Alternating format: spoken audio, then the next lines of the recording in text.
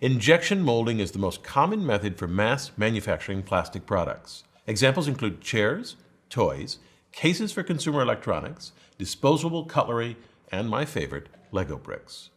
Injection molding was invented to solve a problem for billiards. In the 19th century, billiard balls were composed of ivory harvested from the tusks of African elephants. This devastated the elephant population, so a billiards manufacturer offered a $10,000 prize for a replacement for ivory. And this spurred John Wesley Hyatt to develop one of the first plastics, celluloid, to create billiard balls. He patented an apparatus for molding products from celluloid. This apparatus was the birth of plastic injection molding.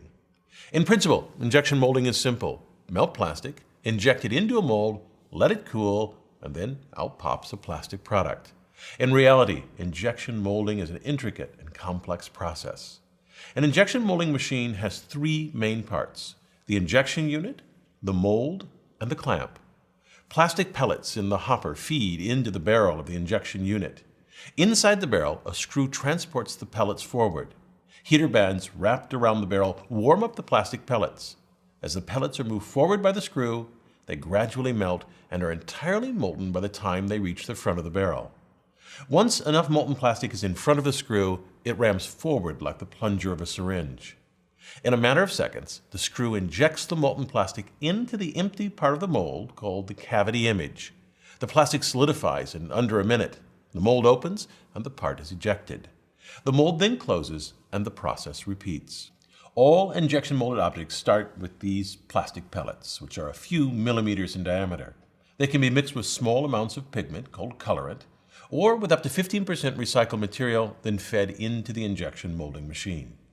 Before the mid-20th century, injection molding machines used only external heating of the barrel to melt the plastic before a plunger injected the molten material. But because plastic conducts heat poorly, the temperature was uneven in the barrel.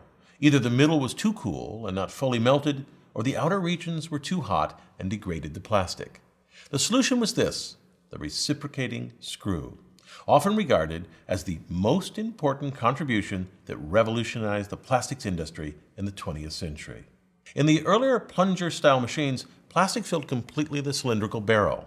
But as I showed you, the plastic was not at a uniform temperature. The reciprocating screw overcomes this in three ways. First, in modern units, the plastic fills only the space around the shaft of the screw. This eliminates the cooler central region, leaving a thinner, evenly heated layer of plastic. Second, the screw has flights that wrap around the shaft. As the screw rotates, the flights transport the raw material forward through the barrel.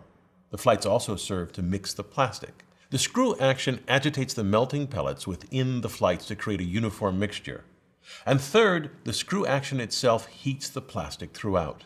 The shaft's diameter increases along the screw so that the distance between the wall and the shaft decreases. The flights then squeeze out air as they move the plastic forward, and they shear the pellets and press them against the barrel's wall. This shearing creates friction and so heats the plastic throughout. This screw-induced shear supplies a majority of the heat needed to melt the plastic, between 60 and 90%, with the rest from the heater bands. The molten plastic flows past the front of the screw through indentations or flutes. When there's enough plastic to fill the mold at the front of the screw, it rams forward like a plunger, injecting the plastic into the mold. The plastic cannot flow backwards because when the screw pushes forward, a check ring is shoved against a thrust ring to block the backwards movement of the molten plastic. This forces the plastic into the mold. Initially, the cavity image is filled with air. As the molten plastic is injected, it forces air out of the mold, which escapes through vents. These vents are channels ground into the landing surface of the mold. They're very shallow, between 5 and 40 microns deep. The plastic, which has the consistency of warm honey, is too viscous to flow through the narrow vents. To speed the plastic solidification, coolant, typically water, flows through channels inside the mold just beneath the surface of the interior. After the injected part solidifies, the mold opens. As the mold opens, the volume increases without introducing air, which creates tremendous suction that holds the mold together. So at first, the mold slowly opens several millimeters to allow air to rush in and break the vacuum, and then the mold quickly opens the rest of the way so the part can be removed. These precision machined steel molds can cost hundreds of thousands of dollars. Removing the part from the mold can be difficult. When the plastic cools, it shrinks and so becomes stuck tightly on the core half of the mold. Molds have built-in ejector pins that push the part off the mold. The ends of the pins sit flush with the core half of the mold, but are not perfectly aligned. Sometimes they protrude or are indented slightly. So, if you look closely, you will see circular ejector pin witness marks on molded products. For example, this chair, on its bottom, has an array of witness marks. When the part drops from the mold, an operator has to remove the sprue, that section of plastic that connected the injection unit to the mold.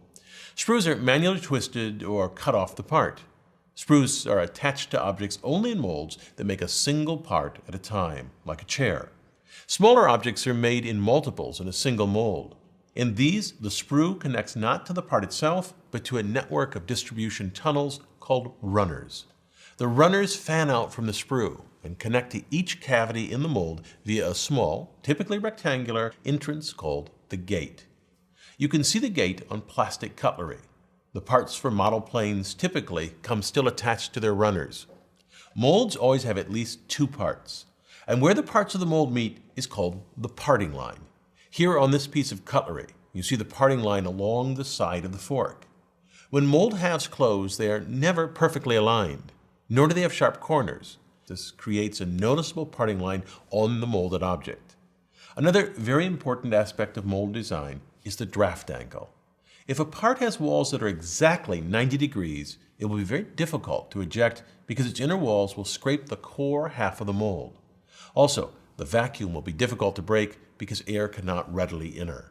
However, if the walls are slightly tapered, even just 1 or 2 degrees, it becomes much easier for the part to be removed because once the part moves slightly, the walls are no longer in contact with the core half and air can rush in. One impressive example of injection molding is the Lego brick. You can see the injection point in the middle of a stud, but this is not from a gate or a sprue. The Lego molds use hot runners. Hot runners are a heated distribution network.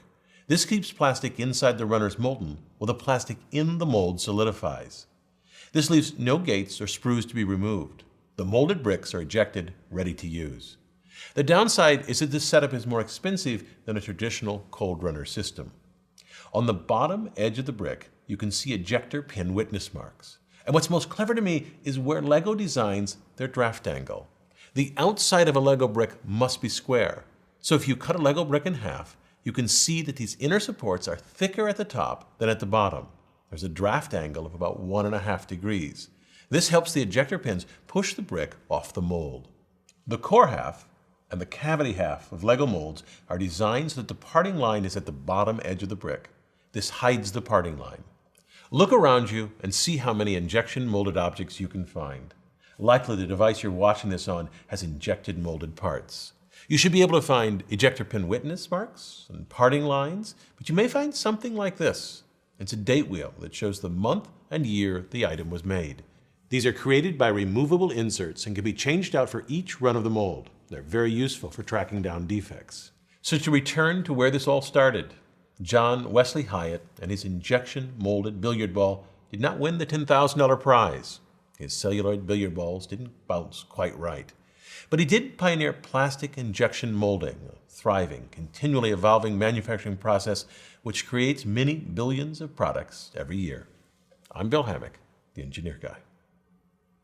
To learn more, click on this video overview of injection molding. And this video explains how the molds are manufactured.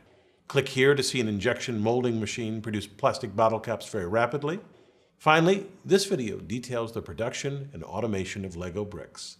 And to learn the full story of John Wesley Hyatt's celluloid billiard ball, listen to the podcast from 99% Invisible, which I've linked to in the description for this video. We're very grateful for our advanced viewers who critiqued early versions of this video. Sign up to be an advanced viewer at engineerguy.com/preview. Thanks for watching.